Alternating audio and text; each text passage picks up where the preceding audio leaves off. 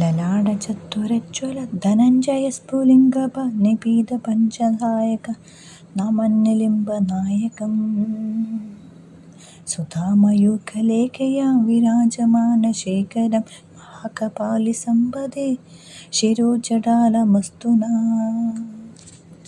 ललाटचतुरज्ज्वल धनञ्जयस्फुलिङ्गपनिपीतपञ्चधायक नामन्निलिम्बनायकम् सुधामयूखलेखया विराजमानशेखरं महाकपालिसम्पदे शिरोजटालमस्तु नः।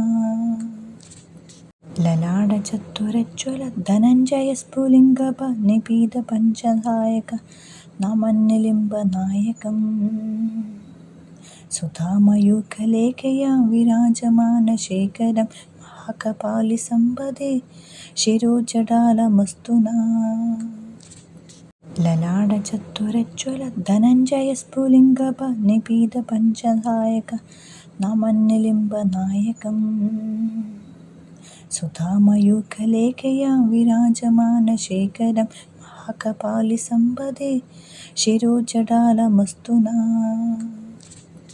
ललाटचतुरज्ज्वल धनञ्जयस्फुलिङ्गपनिपीतपञ्चधायक नामन्निलिम्बनायकम् सुधामयूखलेखया विराजमानशेखरं महाकपालिसम्पदे शिरोजटालमस्तु नः।